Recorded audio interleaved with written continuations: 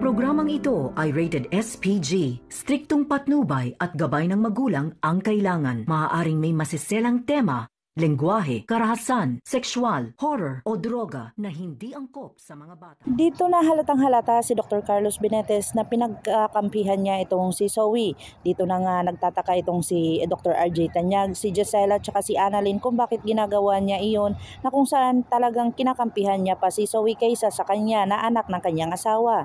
Dito na nga ay talagang sinabi ni Annalyn na talagang porsigido itong si Annalyn na talagang hahanap siya ng butas at talagang gusto niyang malaman kung ano ang nangyari sa kanyang lolo at walang sinuman ang talagang sagabal sa kanya, kundi gagawin niya kung ano ang kanyang gusto.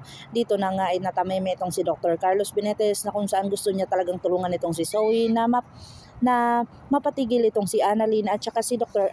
RJ Tanyag at saka si Giselle sa iimbestiga dito kay Zoe dahil malalaman na ang lahat ng katotohanan kung ito ay ipagpapatuloy pa nila. Nakokonsensya na si Zoe sa kanyang mga ginawa dito kay Don Pepe na kung saan talagang gusto niya itong pakawalan. Dito na nga sinabi niya sa kanyang ina na umalis muna at kung saan kinausap niya itong si Don Pepe at talagang nakikinig lang pala sa kanya. Dito na sinabi ni Don Pepe na demonyo ka pala, na kung saan dito nga ay talagang narinig niya ang buong katotohanan na alam pala ni Zoe ang lahat at hindi nagpakunwari at pinagtanggol niya pa ito. Pinalayas na ni Don Pepe itong si Zoe na kung saan ayaw niya na itong makita. Dito na nga si Zoe ay talagang malungkot na kung saan umalis doon kay Don Pepe. Sinabihan siya ng kanyang anak na itutuloy nila ang plano nila kay Don Pepe at talagang si Balahadja na ang gagawa nito.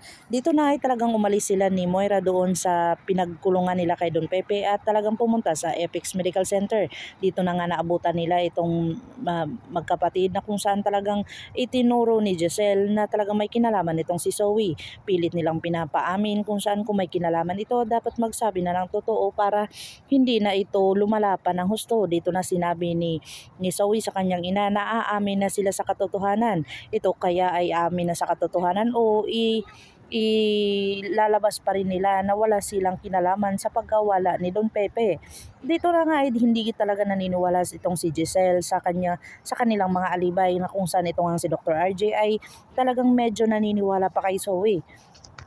Pero kahit sino talaga ay hindi matitinag itong si Annalyn dahil porsigido itong malaman ang buong katotohanan na si Moira at saka si Zoe talaga ang dahilan kung bakit nawala ang kanyang lolo. Dito na nga si Lynette ay talagang hindi niya pinapalis itong si Regan at saka si Harry kung saan nanganganib ang kanyang buhay. Pero ito ay aalis na talaga dahil may lakad daw itong si Harry. Dito na siya niyakap niya itong si Harry at saka si Regan na kung saan isiniksik niya dito ang isang papel na may pangalang Hill. Dito na nga ay talagang hinatid na ni Harry itong si Regan at talagang naghalungkay itong si Harry sa kanyang bulsa at nakita niya iyon. Napaisip siya dito kay Lynette kung saan talagang binalikan niya agad kahit wala na si Regan. Dito na nga ay talagang nakita niya at narinig niya itong si Lynette na nagmamakaawa at talagang porsigido itong yung taong magnanakaw ay talagang kukunin ang lahat ng mga kayamanan nila dito. Dito na nga kaya si Harry ay mapahamak dahil sa pagligtas niya kay Lynette na kung saan si Annalyn naman ay porsigido talaga kahit si Dr. Carlos Benetes pa ang kanyang haharapin ay hindi siya magpapatinag sa paggagawa siya ng paraan para malaman na si Zoe at saka si Moira talaga ang dahilan kung bakit nagwala ang kanyang lolo. Makakaabangan natin ang mga susunod pa na episode na ito. Ang abot kamay na pangarap. If you like my story, please like, share, and subscribe para ma-update po kayo sa mga susunod pa. Yun lamang po at maraming salamat.